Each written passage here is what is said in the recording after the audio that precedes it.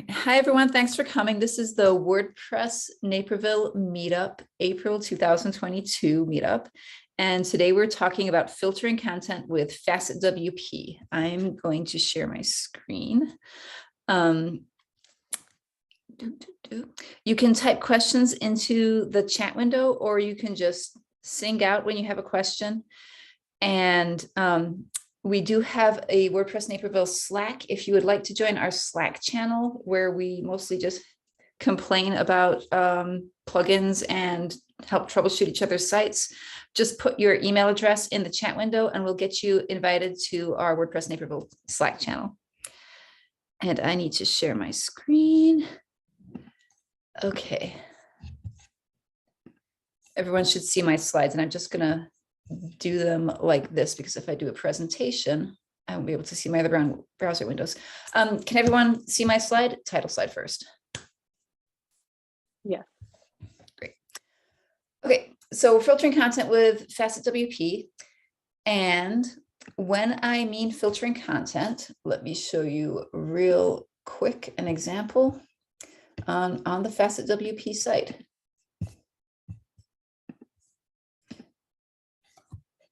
So by filtering content, this is the sort of thing I remember seeing it first on the Zappos shoe site, where it was a revelation that you could search by size and color and material 10 or so years ago. And the first time I tried to put this in a WordPress site, I didn't even know the right words to Google. I was like, those clicky things, when you have a bunch of form elements, I didn't know it was called a faceted search. Now we call them facets and we call them filters, and they're pretty easy to add to your WordPress site. I know that some themes and plugins come with them, but it's not, FacetWP is a handy solution for a number of reasons. One, it's you buy a license and it can work on the $99 a year license works on 1 to 3 sites. And it works with a variety of different page builders, the block template, any theme. It works with, they also work with Beaver Builder and Elementor if you're using those. And it has a lot of different types of form element you can use. The developer, Matt Gibbs, was kind enough to give us our personal discount code for WordPress Naperville. So for 25% off, use discount code Naperville, and you too can get your own copy. The license, $99 a year, is not one of the cheaper plugin licenses, but this is one of those plugins that I just have. I renew my license every year. You get a discount every time you renew. And it's so handy that there are times when I just put it on a site to just add a little extra something for the client. Although lately I have been adding facets to pretty much every site I do. I work with a content strategist. I work for an agency called Dev Collaborative. We build websites for nonprofits and other mission-based organizations. And they tend to have a lot of content, or they tend to be very invested in making the content findable for their users. Like they have so many categories, or their volume of content is such, they're very concerned about the users being able to find exactly what they're looking for. And they don't want to complicate their navigation too much by having links to various categories, various types of content, having a link for your webinars and your videos and your events. They want to be able to present the users with fewer choices and hopefully direct the users more quickly to the content they're looking for. So I asked the content strategist I worked with, why all these sites we've been building have filters. How are you selling them to the client? Why are the clients so interested in them? And he sells them as being able to pare down a list of results to something very specific to the user's needs. And it also, as I was saying, helps simplify the navigation.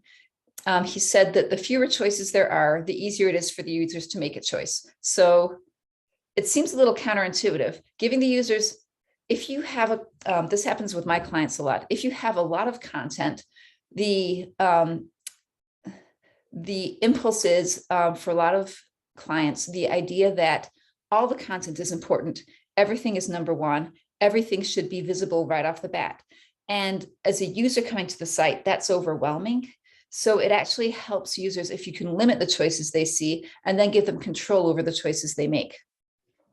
So let me bring up, this is a very, okay, I can actually find the page. This is kind of a classic use case for filters where this client, this is their, it's their blog. It's whenever they have a webinar or they have a meeting or they have notes, they post it in this single long list, and they have them categorized by the type it is, such as blog posts, research, webinars, and videos. And then they also have topic. And their concern was that a single list of all these chunks of information, these articles, would be overwhelming to the client. So what they've done is filtered it by the type of content it is, rather than having a page just for videos, a page just for blog posts, a page just for publications. They list everything on a single page and give you a choice of the type. And that's sort of a something that's important to clients, not so important to users. If you're a user going to a site, you are generally more interested in the topic of the content.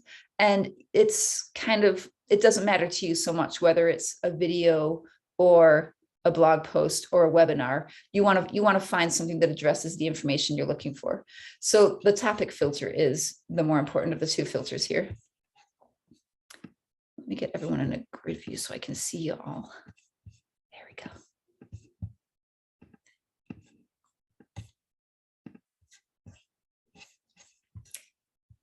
Ken, I'd be really interested in having a discussion about those other two tools after we finish with FacetWP. It would be very interesting to compare and contrast.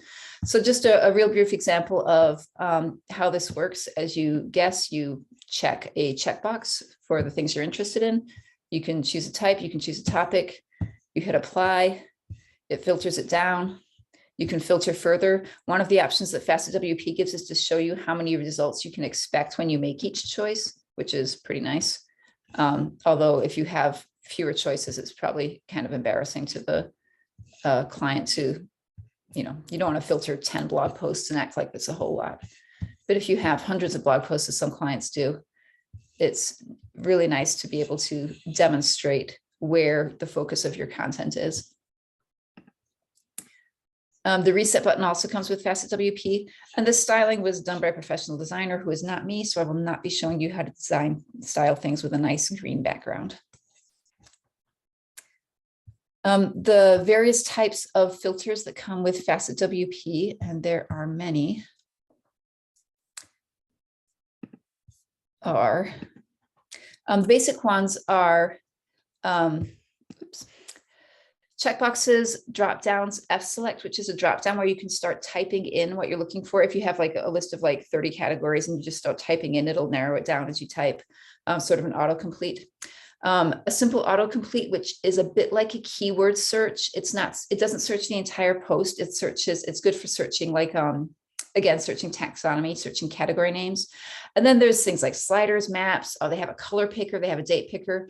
They have all sorts of filters, but I'm going to focus mostly on the main ones I've used as filters, which are category, tags, post type, and custom field. I have never used date. I'm not sure why I put it there.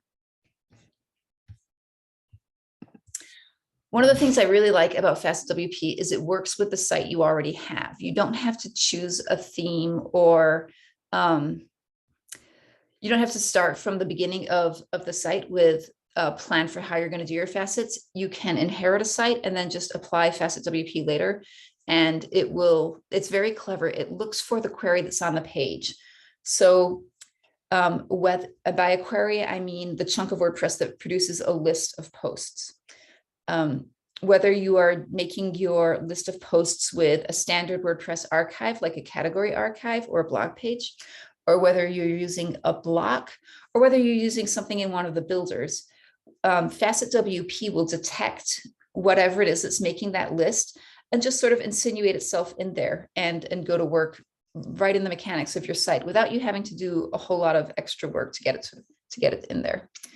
So I'm going to start with showing some examples of how it works with blocks in a regular page.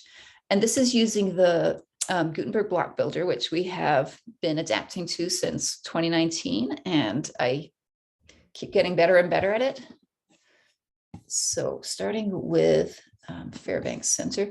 These are all sites that I built. I'm not saying they're the best sites. I'm just using them because the client said I could and because I know how they work. So I know what to expect. If anybody at the end, we'll have time for discussion if anybody else would like to show off any of their cool stuff on their sites. So this is a blog page. We've all seen this before, featured images on the left, titles on the right. You click and it goes to the next page. The topics are the client's categories. When you click, it filters it so that you can see the blog posts that match those categories. I guess there aren't many. And if you type in a keyword, I'm going to have to reset the page here just a second. This is a dev site and it doesn't have the reset button hooked up. If you type in a keyword, it's going to theoretically find blog posts that match that keyword. This keyword, like I said, it's based on the WordPress basic site search that you add in your widget in your header or wherever your site search is. It's not doing anything more complicated than looking at the post title and the body of the post. It's not doing anything sophisticated, but it's handy to have if you have a long list and you just want to do a little filtering. To show you how this works, we're going to look at edit page so you can see the structure here. And this is built with a plugin that I've been using a lot. Oh my gosh, I'm so sorry. This isn't the right page. Here we go. It's this one. This is the one that's actually built with blocks. There we go. Okay. So this is a plugin called PostGrid that does the main listing, and it's supplied by the plugin the plugin is Ultimate Add-on for Gutenberg. And the block itself is called PostGrid. And if we look at the inspector panel on the right, we can see that it's picking a post type. It's detected every post type on the site. And we're going with the research post type. It could also be set to grab posts pages. This has nothing to do with FacetWP. It's just what I was using to build the main list on the page. I could apply a filter here. It has its own little category filter. A lot of listing post functionality plugins have that. And you can change the order of things. So I've been using this on a lot of sites because it does a nice basic post list. And the way the sausage is made is right here. These short codes from FacetWP that are copy pasted into this column block here. And there's a little sort of chunk of HTML for the reset button or for the search button, and another little chunk of HTML for the reset button.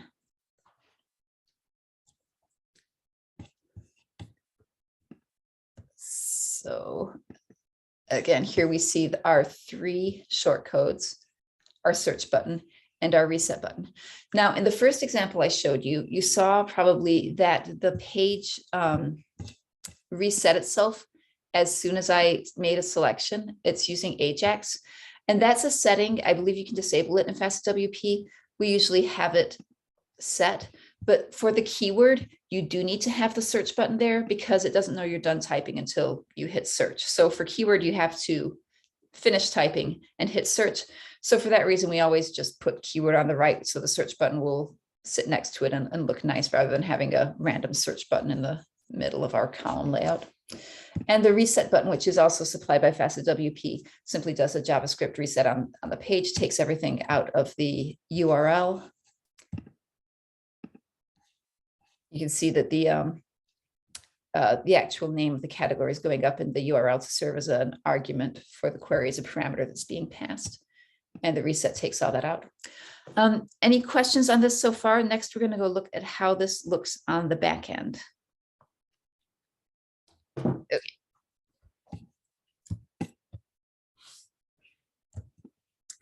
I had been planning to do a live demo of this because, like I said, I've been using this on probably the last 3 projects I've done, and occasionally projects before that. And it's coming up on the next project too. And I like this plugin because it's so easy to use. It just works. And when it doesn't work, the documentation is really good. They have this troubleshooter. Let me show you. It's so cute. It has this troubleshooter where it asks you a question, and you just answer yes or no, and it tells you the next thing to try. And this has actually helped me. Like, I've gone through the tree and found the answer to my problem. I've been in situations where the developer has personally answered questions for me. And there was even one project where he actually wrote me some JavaScript that I needed. Like, he just custom delivered me a chunk of JavaScript. So license is $99, but in terms of developer time, it probably saves me 6 to 8 hours every single time I sit down to do something that needs filters. Trying to do this by myself or with a plugin that I'm not familiar with or find less reliable would be more expensive for the client in the long run. So here's how it looks in the back end. Settings, FacetWP, and we have our list of facets here. These are all ones I've created. When you install it out of the box, it comes with this categories one pre-made, so you can kind of know what it looks like. The fields vary depending on the type of facet you're making. This one is for checkboxes, as you can see. These are all the different form elements that it comes with out of the box. There's extensions, there's a map extension. I believe the color picker is another extension you can get. This is a good variety to start off with. I really only ever use checkboxes, drop down, autocomplete, and search.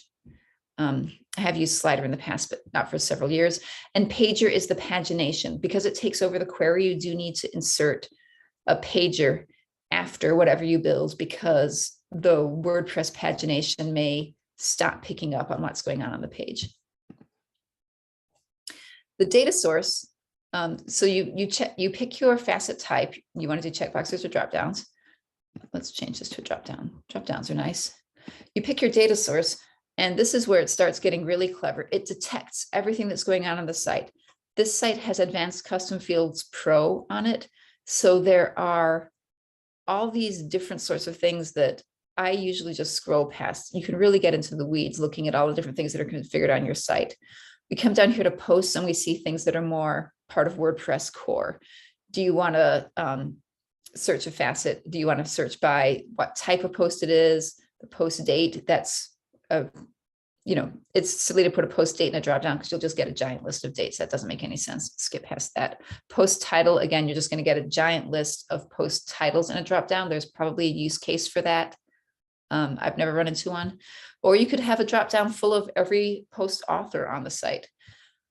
I usually stick with the taxonomies, categories, and tags. These others are coming from WordPress or themes. Like I said, it detects everything that's going on the site. So you might see things from your theme or plugins that don't make any sense to you. Template part areas that I think might be part of Astra, the theme on this site.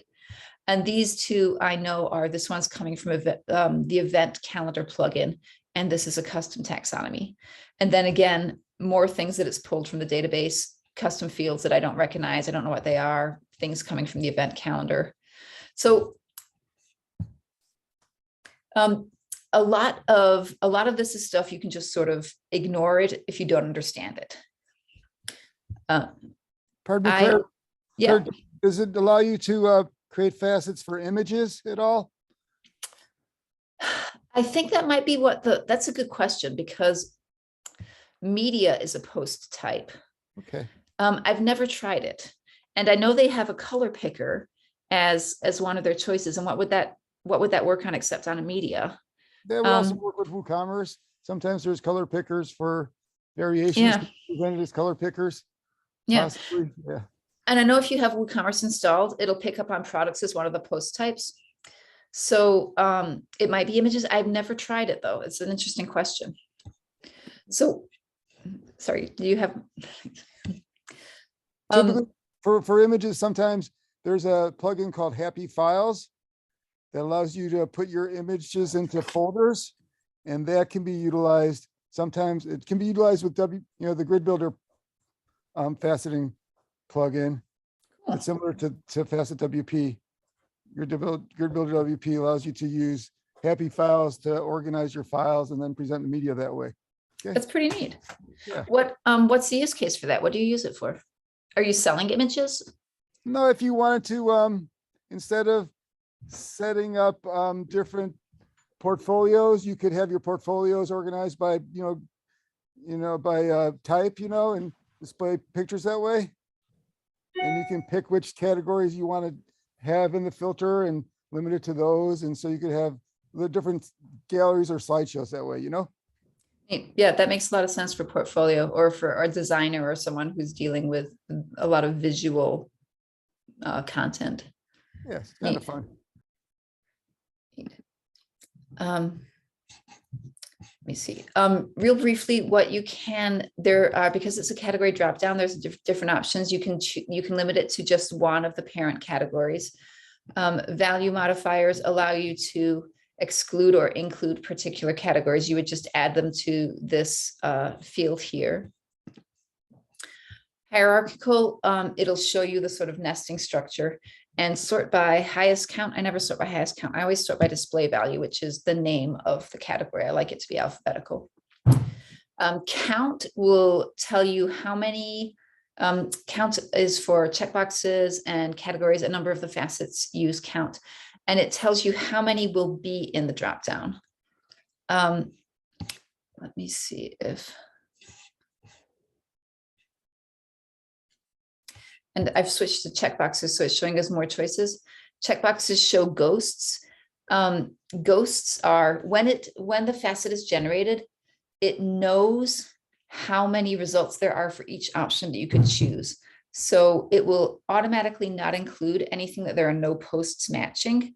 What ghosts does is it'll show you categories that have no posts associated to them, which it's probably useful for managing a lot of content. Facet, you can do an and or an or, and helps you narrow down a result set or gives you a bigger result set. And when you've finished setting up your facet the way that seems right to you, click Save Changes. FacetWP saves what it does. It works by creating this vast index of all possible choices, all the associations that your this configuration that you've chosen will result in. So after you've saved, it always tells you please reindex, and this can take a good 30 seconds depending on how much content you have on your site. It's going to go through, look at your facet settings, and just regenerate these huge index tables it has, so that on the front end, all it has to do is hit the tables and get the data out. I really wanted to do a live demo of how to set one of these up, but for some reason, my demos are not working today. I think I might have maxed out the uses of my license. So we're kind of stuck with looking at things I've already built, unfortunately. I could not get creating a new facet to work today, which is too bad because it is super easy and simple. And the fact that it was failing today, presumably because my license is bad, made me very sad. What happens if you add a new content? Do you have to re-index manually? You don't. No, you don't. You don't have, that's a very good question. If you add new content, it'll automatically detect it. If you add a new category, it'll automatically detect it. You only need to re-index if you change something about the way the facet itself works. So if I changed it from checkboxes to a dropdown, or if I decided that instead of I wanted to have a dropdown of only 5 instead of 10 choices, then I would need to change it. But for your content, it's totally transparent. You can add and change things in the rest of your site without having to visit the FacetWP page, which is super nice for clients because although I say this is easy, it's easy for a WordPress developer or someone who's very familiar with WordPress, an experienced WordPress user. It's not something that for my clients, I would train them on or expect them to be able to do by themselves. It's like a level above normal WordPress editing in difficulty. So that's how these guys are made. I have another example. It was actually the first example I showed. So this is the basic blog page. The basic blog page is automatically generated by WordPress in the same way that a category archive is. And we also have here, this is a post type archive for their exhibition post types. And they have the same filters. They always filter by the category, which they call topic, excuse me, and the keyword. I am missing a reset on my blog, aren't I? No, I was missing a reset. I'm missing a reset. No, it's there now. So blog is a WordPress generated template, which is showing your blog posts. And in this case, you can't really insert, you know how you go in settings and you set a page to be your blog page? You can't then insert blocks into that page because WordPress has taken over it. But what you can do is, with a little difficulty,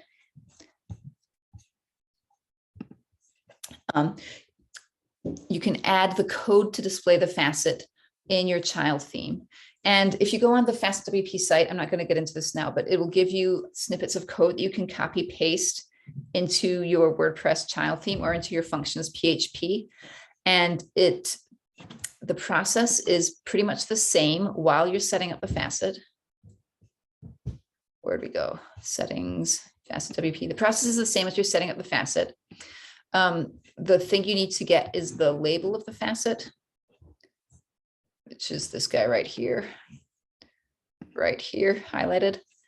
And you just need to drop it into this chunk of code and add the rest of the code, which can be a little confusing, but it's a filter or a hook in WordPress, which you can find on the FacetWP site, and copy paste it into your theme. And it will allow you to insert the facets into any page that WordPress is generating that doesn't use blocks. So we have the shortcode method and we have the code method. And at this point, I'm going to call on Sally, which is my next slide, Sally, to demonstrate if you don't mind showing Sure. real quick how to set it up in Beaver Builder. So I'm going to make you co-host. Thank you. And I'm going to stop sharing my screen so you can take over. All right, I'm going to leave my video off because I'm getting that low resources nag. So, so I'll leave my video off, but I will share my screen here.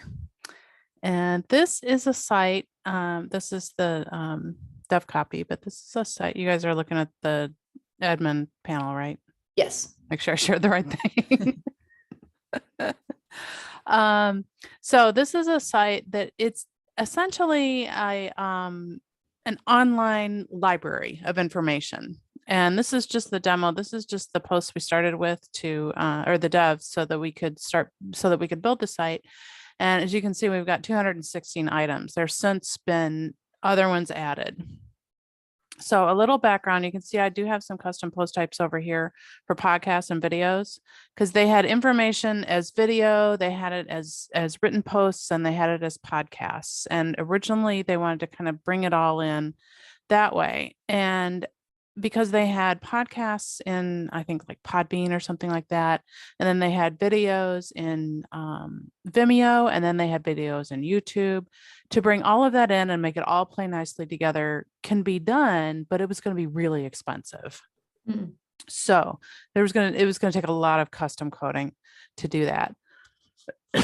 So what we decided to do was make everything just a regular blog post, and use custom post types to create a taxonomy for formats. So real quick, that's what we did over here.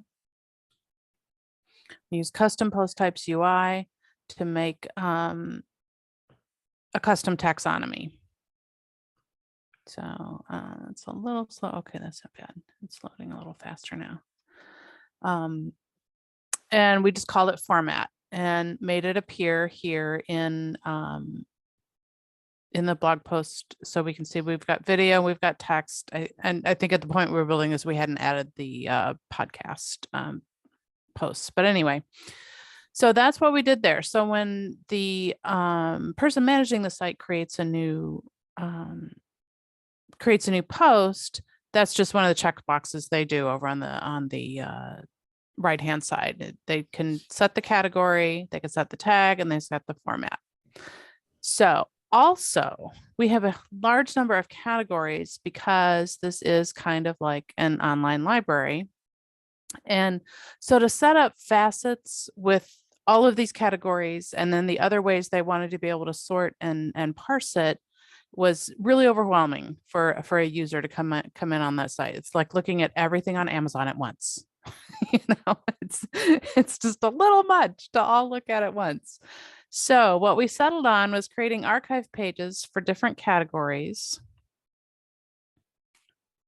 So for instance, we'll go to this one. It'll load pretty quickly. And there we put facets so that within that topic, they could search and sort further. They can sort by author, and they can sort by format, and they can also just flat out search for a particular thing they're looking for. And this search will just work within this category. So to set that up in Beaver Builder on the back end was pretty easy because when you use a page builder like this, you can set any page to be your archive page, and you can determine which categories that page is going to serve. But you use the same template for all the archive pages. Does that make sense? If I confused anybody, let me know if I've confused you. So we have that's the header that appears everywhere. This row holds our 3 facets. And then this row is that's just your post archive right there. And you can tell it which posts you want to appear there. So we can look at that another time. What we're interested in here is how you do it in FacetWP, or I'm sorry, how you set up FacetWP in Beaver Builder. So the cool thing is with Beaver Builder, once you've added Facet, is it becomes one of the modules that's available.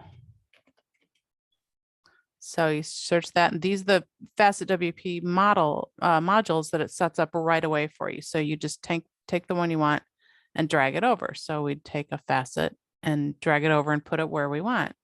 And then you go into it and tell it this facet we want to be the author and speaker. Okay, because these are the 4 facets we set up for this website: was author, speaker, search, category, and formats. All right, and advanced in Beaver Builder, for those who are curious, that's kind of where you can set up some margins, and if you want a particular class or label or something on that, you can do that. But that's what that does. So the facet, and we can leave it no title, like Claire demonstrated on the search. I think you said keyword. But we could labeled it keyword. Yeah. So if we wanted to have author as the title above it, we could do that here. See, now I messed up the formatting. So we're going to cancel that. So that, and it's that easy. It's just about as easy as it's getting to be with blocks too. I'm falling for blocks a little bit, I'll admit. So anyway, back on topic. That's how you do it in Beaver Builder. I've not worked with Elementor. I imagine it's very much the same. And other page builders and things like that, they all typically work generally the same way. But that's how you do. When you're done, you publish. And off you go.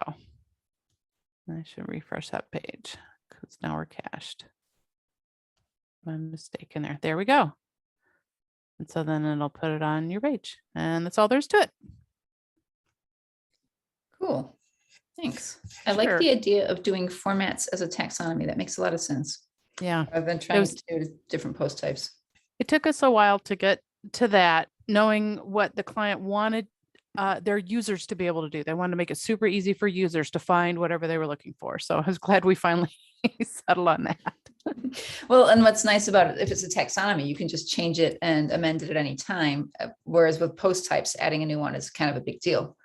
It is a very big deal. Yes. Yep. I have an example to show, which is not, unfortunately, as cool as it was supposed to be. The client ran out of funding. I should be giving props to Stacy as designer on these sites too. This is designed by Stacy. And this was supposed to be, it was built in the very early days of the pandemic as for a consortium of California counties who were trying to get a lot of information out to their population. And so they wanted it to be, they wanted you to be able to search. They were going to be publishing all this information about how to deal with staying healthy in the pandemic. This is from 2020, obviously. And they wanted it to be specific to the location that the user was in. They didn't have geodata. They couldn't afford like a Google Maps sort of solution. They just wanted people to be able to type in the town they lived in and come back with content relevant to that town. And because the site was specifically built for young people, teens and young adults, they figured that the user would know what town they lived in, but they might not know what county they lived in. So we ended up with this kind of interesting solution for doing basically hacking a location search, basically sort of rigging a location search out of taxonomy. We have this in the back end. Let me just show real quick. In the back end, we have this custom taxonomy called location. And you can see by looking here that it's a county, and then it's a list of every city in the county. The parent terms are the county name, and the child terms are the town names. And this was supplied by the client. Each county had a list of every incorporated area that they had. So we stuck these in WordPress, and we built a facet filter by your location that is an autocomplete. You can see here, if I type in B, it'll find some beaches. Okay, I actually have to type it in and then select one of them, sorry. So they're not targeting content to McNear's Beach, but they are targeting it at the county level. So we needed to set up a situation where a user could search on the child's term, their city name, but find the parent term, their county name. So the taxonomy was set up, like I showed you, with the counties and then the child cities. And then the facet is an autocomplete that targets that taxonomy, tells them to type their city name.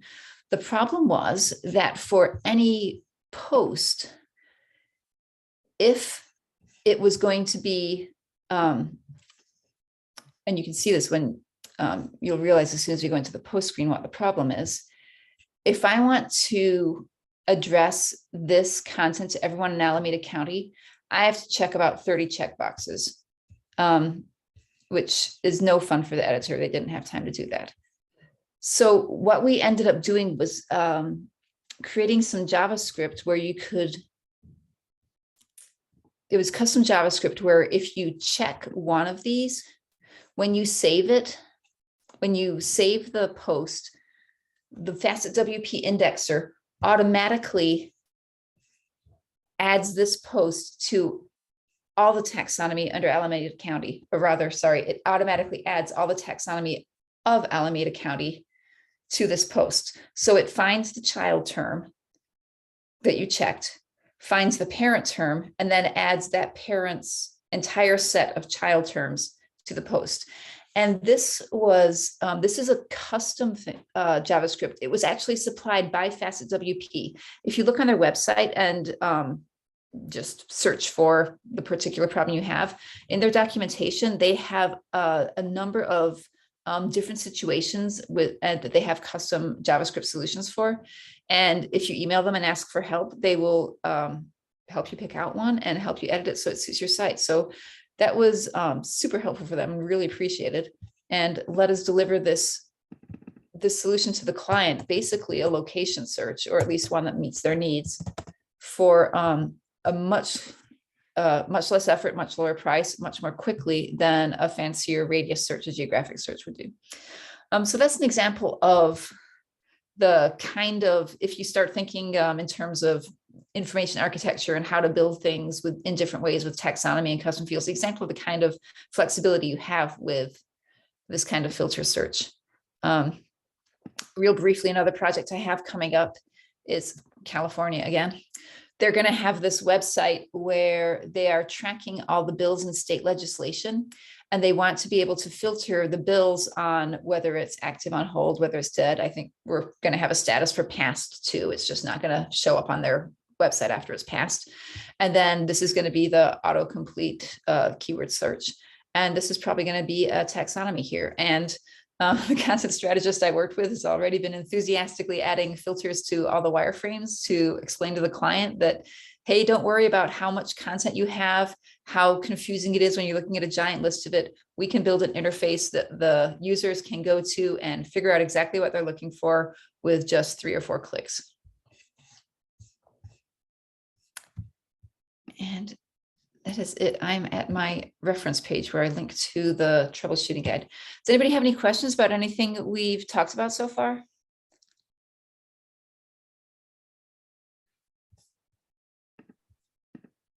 Oh, looks great. Hey, has anybody used Elasticsearch on any big projects? Elasticsearch, no, I've used Relevancy. I've heard of Elasticsearch. I haven't used it yet. I'm going to try it on a big WooCommerce shop because it'll kind of keeps a separate table Yeah. in the database. And I think that there's a free Elasticsearch plugin. I think it's called Elastic IO or something like that. And I think it uses Facets. Maybe I'll let you know. Okay. Yeah, definitely. Yeah. Yeah, that's an interesting topic. Real briefly, the Grid Builder WP is very, very similar to Facet WP. Very similar. The only thing I liked about it had a lifetime license and all. And also it kind of works from a where you build a grid. You can build grids if your website will accept grids. So you can kind of lay out how the facet is and how the data is presented within it, you know, kind of like a post builder. And also that's kind of nice. Do you have an example you could show us? Oh, I have a couple of things. Yeah, I guess so. I actually opened up a couple of the websites if you want to share anything with me. Sure, I'm gonna stop sharing and make you co-host. So let's take a look at another facet. Great. Let me see, make you co-host, make co-host. Okay, so now you should be able to share your screen. Great. I'll just do my whole desktop here. It's not too messy, I don't think. Right. Yeah. That's always an issue. Relatively safe. This was a fairly big Oh, yeah. operation here. And you can see the facets are pretty quick to populate here. And It's narrowing down. Nice. Yeah. And it also has the sliders here. They don't apply right now, but if we take this off, we'll see, you know, interior width and reset there. I think I put a reset at the very bottom too. Okay, and you can have that. Tell you what, I have actually a little demo of that damn Zoom thing at the top there. Here we go. Whoops. Let's see here. This is a dev site built off of that same one here. So if we go to a template, like the product category archive template that we were looking at here, and this is Oxygen Builder.